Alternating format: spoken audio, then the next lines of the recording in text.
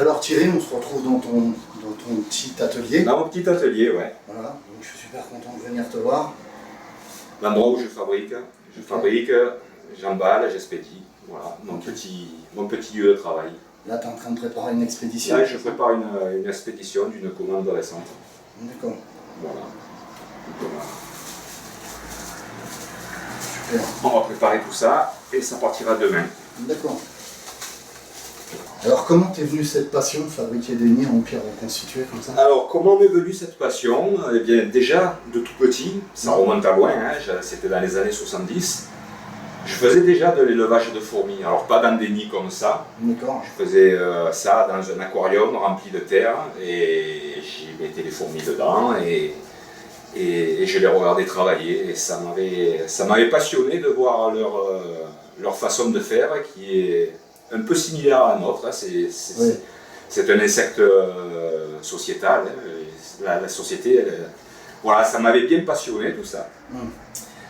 Après, bon, en grandissant, devenant adolescent, les petites filles, tout ça, les filleules, et j'ai abandonné un petit peu les fourmis. Oui. Mais la passion, je l'ai toujours gardée quelque part en tête. Et puis un jour sur YouTube, je suis tombé sur des reportages de fourmis, avec des fabricants de fourmis, entre autres le fabricant le plus célèbre de France qui s'appelle Microphone. J'avais vraiment flashé sur ses réalisations. Ouais. Et voilà, et je me suis dit, j'aimerais bien essayer de faire ce genre de choses. Et puis, malheureusement, Patrice de Microphone nous a quittés, tragiquement. Oui, tout à fait. Voilà, ça m'a fait. J'avais déjà commandé des nids, en plus chez lui, j'avais beaucoup apprécié. Et je me suis dit, bah, écoutez, il faut pas laisser mourir cette façon de faire, cette passion. Donc j'ai décidé, voilà, je m'en sentais capable et j'ai décidé de m'y mettre. Bon, au début, il y a eu pas mal de ratés, parce que c'est quand même relativement technique, un nid de fourmis, mine de rien. On dirait que c'est tout simple, que non, il m'a fallu beaucoup de temps à maîtriser le matériau, la technique et tout. Voilà, donc maintenant je pense que je suis arrivé à un bon compromis. Et voilà, j'en ai fait mon métier. Il faut savoir aussi, parce que je connaissais Microphone à l'époque, il y a eu des ratés chez Microphone. Il a mis des nids au point, etc. Il faut du temps. Mais avant de mettre un nid au point, il y a eu des ratés. Même, il avait des nids qu'il envoyait chez des clients où il y avait des décès, hein, ça s'était su sur Internet, etc. Ça revenait, bon, c'était un temps de séchage qui n'avait pas été respecté, etc. C'est ça, j'ai connu ça. Ouais. Et donc voilà, il y a toujours des ratés, et à la fin vous arrivez à la perfection. Et je sais que Thierry, on se connaît depuis un petit moment déjà, il bûche vachement là-dessus, il est vachement focus sur ses nids, et donc il fait tout pour que ça se passe bien, et que... Et oui, d'autant qu'il n'y a pas de formation pour ça, ni de documentation, donc quand on commence, c'est vraiment à l'aveuglette. Tout à fait. C'est l'aveuglette, et en plus on a beau faire des tests, mais les tests c'est sur le long terme que le résultat arrive. Donc au début il y a eu des ratés effectivement. Bon là ça va maintenant, je pense maîtriser la chose, j'ai vu il y a plus trop de problèmes. Alors on peut voir hein, dans son atelier, en même temps je vous mettrai des images sur le côté. Donc là on peut voir dans l'atelier hein, qu'il fait déjà des tests dans ses propres nids. Dans ses propres nids il met des fourmis, etc. Donc on voit qu'il les teste. Il y a plein de fourmilières qui ne sont plus là maintenant parce qu'il les a filées à des amis, etc. Mais à l'époque, quand je venais déjà, il y avait déjà des fourmis dans ses propres nids et la population est grandit bien, elle s'y plaise quoi. Oui, ça va, il n'y a pas de mortalité, donc c'est plutôt bon signe. Tout à fait. Tu t'es inspiré d'un nid de Microphone? Ça c'est un nid, une réplique Microphone, voilà. Donc là il est brut. Ok. Alors ce que je fais là, après démoulage, bon, celui-là il y a un temps de séchage. Je laisse un temps de séchage de 3 semaines. D'accord. Parce que sinon le ciment, quand il n'a pas fini sa prise, qui dure 3 semaines, il reste toxique. D'accord. Donc il faut impérativement ces 3 semaines minimum de séchage. Donc celui-là il les a. Alors ce que je fais avant le montage, il y a d'abord un test. Donc là, il faut tester l'absorption de l'humidité de l'eau. Donc là, Je prends une burette d'eau distillée, toujours de l'eau distillée pour les nids, jamais d'eau du robinet qui a du calcaire. Le calcaire finira à la longue par boucher le réservoir. Donc là, le petit test, je mets de l'eau distillée, déminéralisée aussi. Ok. Et j'attends. J'attends le temps qu'il faut. En général, c'est un quart d'heure maximum. D'accord. Une fois que c'est tout absorbé, c'est que le nid est OK. Ouais. Je procède au montage après. Ok.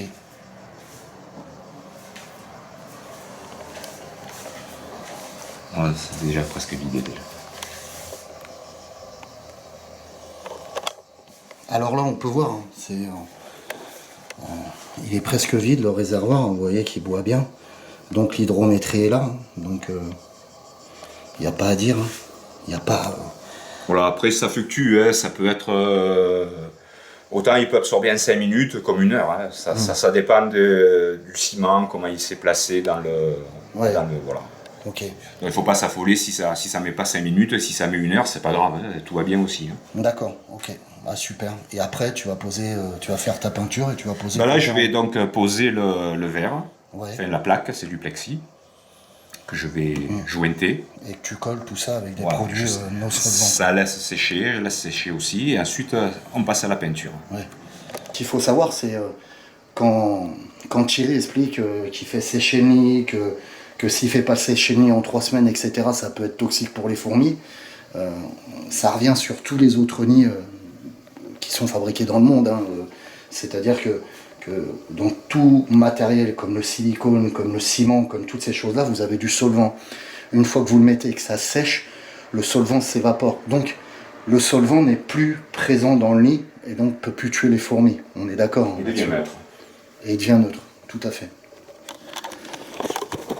Alors, pour les peintures, tu utilises, enfin, on va pas dire ton secret, mais tu utilises du colorant naturel à l'eau.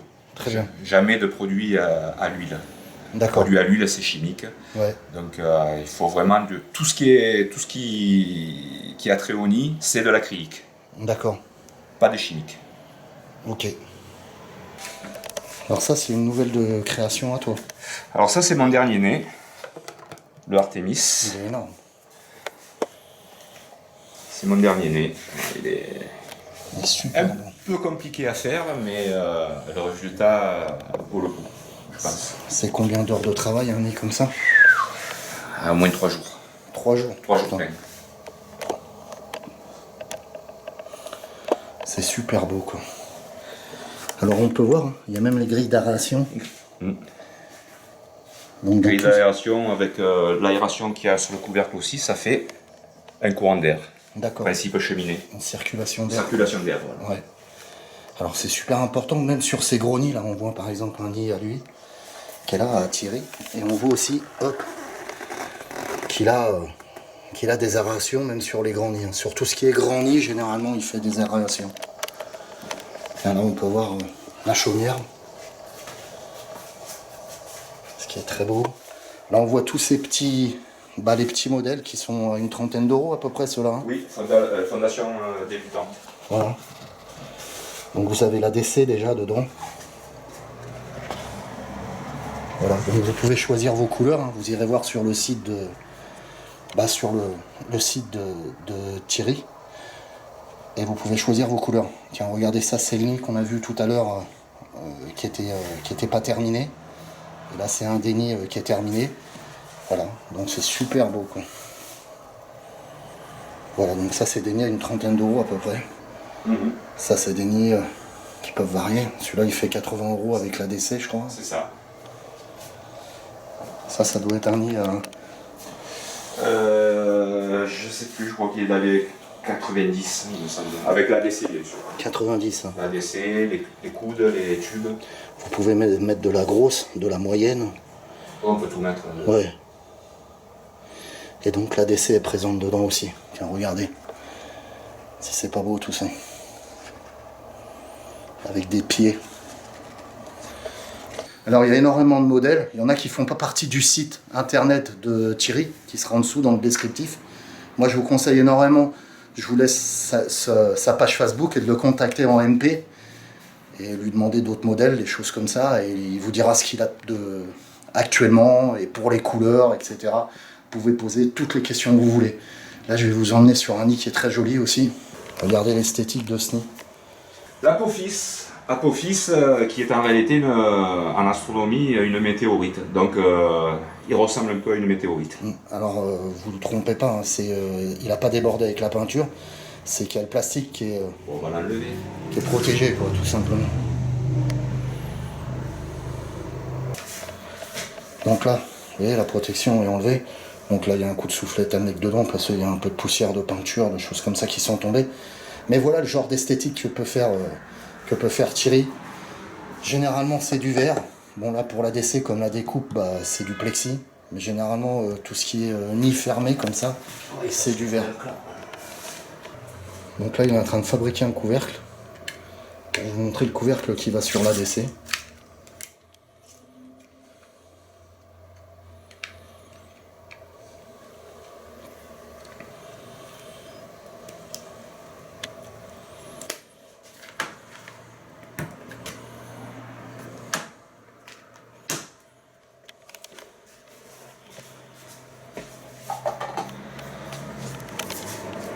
Alors comme vous pouvez voir, tous ces nids sont vendus, que ce soit des ADC intégrés, etc., sont vendus avec le cache, en fait, le couvercle. Même si ça n'apparaît pas sur la photo du site. Hein. Ouais, et généralement ils sont micro-aérés, je dis pas de bêtises, ils sont tous micro-aérés. Oui. Et donc ça c'est super intéressant, d'avoir une micro-aération dans le nid en lui-même. Et c'est super intéressant d'avoir un couvercle pour les gens qui font de l'asiatique, hein. Comme vous savez que la plupart des Asiatiques se sauvent sur l'huile paraffine, donc c'est très intéressant d'avoir un couvercle sur vos nids, quoi, quand vous commandez par exemple de la Camponotus necombaratsi, si vous mettez de l'huile paraffine, à un moment ou à un autre, elle passe la barrière et puis elle part, quoi. Voilà. Et je vais revenir sur le nid de Phédole palendula. Et donc là, c'est un vieux nid donc il a vieilli depuis. Hein, il a vieilli, il avait 2 ans et puis moi je m'en occupe pas trop. Hein. Voilà, et puis t'as pas le temps avec le boulot. J'ai pas le temps. Les commandes, etc. Et vous pouvez voir que vous connaissez tous la Phédole palendula, c'est la reine de l'évasion. Et là, vous pouvez voir que dans les nids à tirer, il n'y a aucune évasion, quoi. Donc tout est super bien jointé. Hein. Il y a beaucoup de coups. Hein. Ouais, il y en a partout. Et donc il est super bien jointé, etc. Donc ça c'est un nid petite espèce, hein, je me trompe pas, c'est ça? Petite espèce, oui. Ouais. Bon alors il faut pas regarder l'esthétisme parce que moi je suis pas. C'est surtout du test, c'est voilà, c'est pas vraiment de l'élevage. D'ailleurs là je vais m'en séparer, je vais les donner. Donc il y a énormément de choix, vous avez des nids en vertical, vous avez des nids à l'horizontale. Vous avez des nids style aquarium comme ça, là, qui est très joli. Vous avez des fameux nids plats comme ça aussi. Vous avez des nids à l'horizontale, plein de modèles. Hein. Il faut aller voir sur son site, vous allez voir. Et donc c'est super chouette, il y en a pour tous les goûts. Alors ça c'est l'Antares Brick, c'est ça? Ouais. Et donc là, vous avez toujours ces fameuses micro-grilles d'aération. Moi je trouve ça très chouette. Donc là, voilà. Ça part pas. Là, il y a les réservoirs d'eau. Ici, c'est une vitre dessus. Oui, c'est pour verre, oui. Grosses et moyennes espèces. Et puis là, bien sûr, il y a le film protecteur sur l'ADC. Et vous avez le fameux cache, le fameux couvercle qui va dessus, qui n'est pas présenté là. Et donc les tuyaux partent de là. Et viennent s'adapter ici. De coude, oui. Ouais. Donc très chouette, donc vous pouvez l'avoir en plusieurs modèles, en plusieurs couleurs, pardon. Et donc je vous dis, allez voir, il y a plein de modèles, je passerai ma journée à présenter les modèles et tout, c'est vraiment très chouette, quoi. Voilà. Donc là, on se retrouve dans une pièce où Thierry disait, comme quoi, il ment pas, hein, il fait bien sécher ses nids. Donc tous ces nids en préparation qui sont séchés. Ils sont séchés, ils sont datés, pour savoir... Bon. J'ai mis les dates derrière de coulage, comme ça je sais où j'en suis. Ok, ouais. Ils sont vachement beaux, hein. C'est très chouette. Hein. Regardez. Ça c'est quoi, ces petites espèces ici là ou ces grandes espèces? Oh, il y en a qui ont mis des barbarus dedans. Ah ouais. Donc ça le fait pour tout. Hein. Ils sont... les petites espèces déjà elles vont partout. Ça c'est une 60aine d'euros avec l'ADC celui-là? Je crois que c'est ça, oui, 60 euros avec l'ADC. C'est quoi ce genre d'ADC? Alors ça c'est pas une ADC, c'est un réservoir pour le CRS Mesh. Il y a une mèche dedans qui crampe avec le... Ah, le nouveau que tu as fait, c'est celui-là? Non, il n'est pas nouveau, non, non. Je te le montrerai tout à l'heure en arrivant. Là, c'est un Janus, c'est ça? Ça, c'est Janus. Ni horizontal aussi, qui est très chouette. Il y a des aimants et vous mettez une plaque de verre dessus. Ça y est. Voilà, c'est une 30aine d'euros, je crois, ces nids-là à peu près. C'est ça. Et donc voilà, vraiment très chouette. Dans la réalité, la cabane elle chauffe à 60-70 degrés, donc c'est excellent pour le séchage. Donc là, tu es en train de démouler un nid, c'est ça? Voilà, c'est un nid qui a été coulé il y a 3 jours. Ouais. Voilà, 3 jours parce que c'est l'été, l'hiver, je suis souvent obligé d'attendre 5-6 jours avant de le démouler. Ok. Ou sinon il se casse.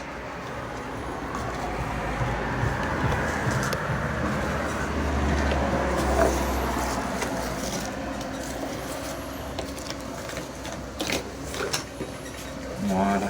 Ça c'est un modèle Aquila. C'est très beau.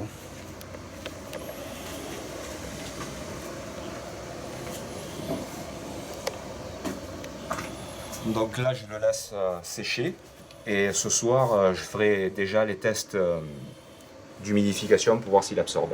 D'accord. S'il absorbe, il est bon au service et il sera dans la cabane en séchage pendant 3 semaines. Alors, on se retrouve avec Thierry à l'intérieur de son atelier. Donc, petit mot de la fin, moi je dirais, n'hésitez pas d'aller sur son site internet, cliquez un maximum pour référencer son site. Hein.